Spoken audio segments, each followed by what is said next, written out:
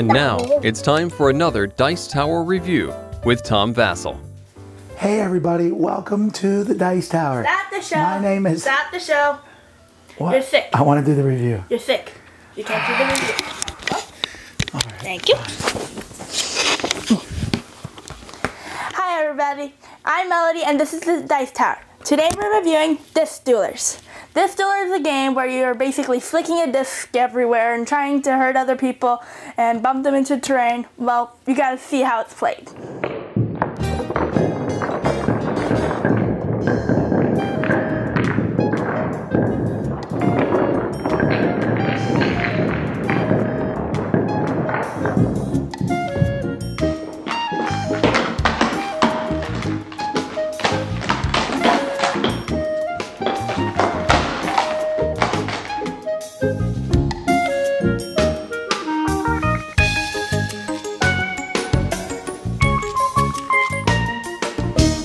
Since this is a disc game, you'll be having characters that are on discs that you'll be using. Now this felt table is probably not the best table. Also, this table doesn't have edges because it's reductive, but I found that the best to play this on is like a card table.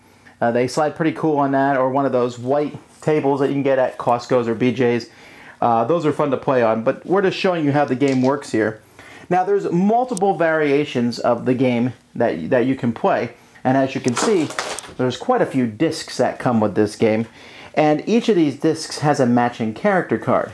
So let's take a look at some of the character cards, and you can see essentially how the game works. Before I talk about the different characters on the cards, you can see the artwork here has a very strong anime flavor to it, and the cards have different characteristics. These characters that are on these cards also are characters that appear in the other games like BattleCon, War for Endines, Devastation of Endines, or Pixel Tactics, etc. So players are going to take a number of characters for the game, and they will then find the matching discs for those characters. They're going to start with those characters on the board. You do a setup where you move the characters on the board, and then each player is going to take a turn with their character. So when you take a turn with your character, you kind of tap it, rotate it, and take a turn with that character, and then it goes around the table, and it comes back, and you'll take a turn with one of the other characters. If all your characters are tapped, then you untap them, and you can use any one of them that you want, etc. Now, when you use a character, let's say, for example, we're using Seth here. Seth has a red button on the card and a blue button on the card. The red button shows what his attacks are, and the blue button shows his moves. So, on Seth's turn, he has basically 5 actions that he can do. I have to call each action before I do it. So before I flick him, I have to say whether it's an attack or whether it's a move. Now, if it's a move, I just flick him, and wherever he goes, that's fine. If there's another disc and he hits that disc, though, he will take some damage. Now at the beginning of the game, you could put terrain on the board. You can put any sort of terrain you want. You know, you could possibly use a box of the game, but there's other terrain that you could use also. And you can make, you can use books, boxes, blocks, stones, whatever. So when you move, if you hit terrain, no problem. But if you hit someone else's disc, you take a damage. You can make an attack, which is the same thing as a move, and when you hit someone else's disc, they take a damage. However, if you hit terrain when making an attack, then you take a damage. If you're attacking someone and you hit them and then they hit terrain, they'll take 2 damage. If any disc falls off the table for any reason at all, then the disc that falls off the table takes a damage. So you could, if you're lucky, hit someone, hit them off terrain, and then knock them off the table, and they will take 3 damage. I don't know that that happens very often, but it can. There's lots of special abilities that the characters in the game have. This guy has ranged attack, which means he will shoot a little red disc rather than shooting his own disc when attacking somebody, and if he hits them, they will take an extra damage. This guy here, when she makes a successful attack, she regains a life.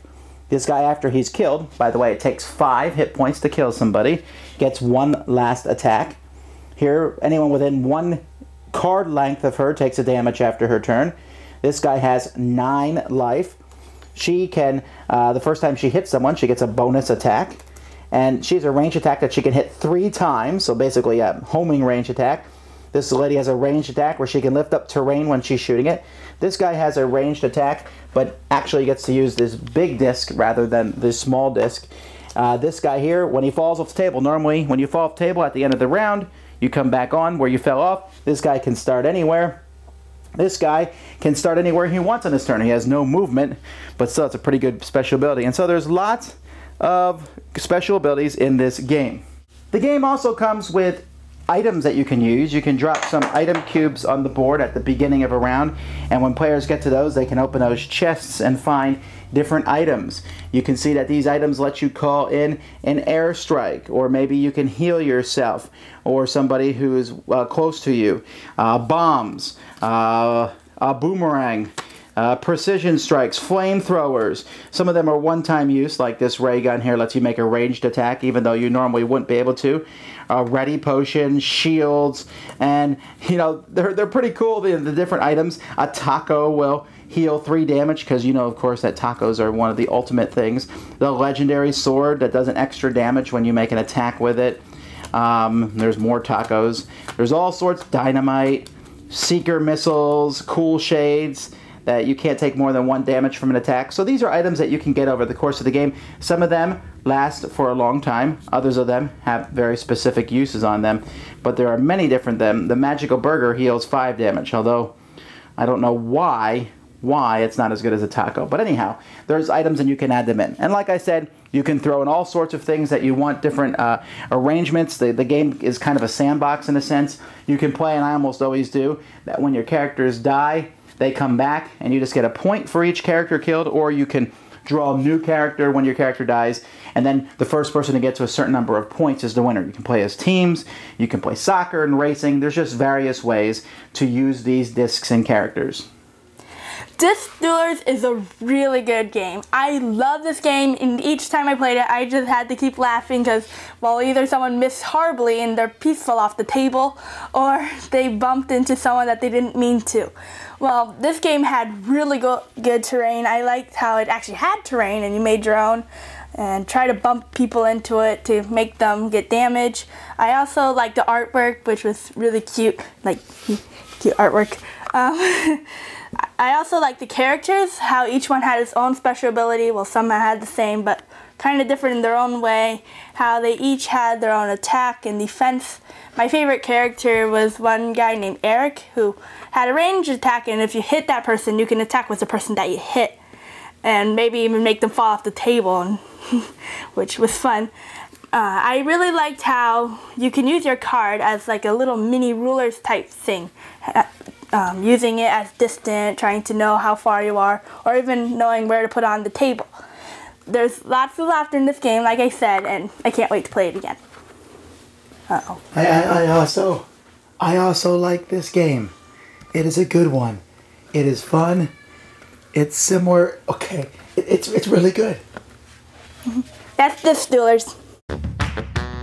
Thanks so much for watching the Dice Tower videos. Find more great videos and reviews, as well as our top-rated audio podcast at Dicetower.com.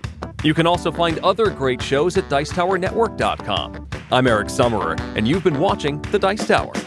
The Dice Tower is sponsored by Cool Stuff Inc., where you can find great games for great prices. Cool stuff in stock. Check them out at CoolStuffInc.com. Shut the door!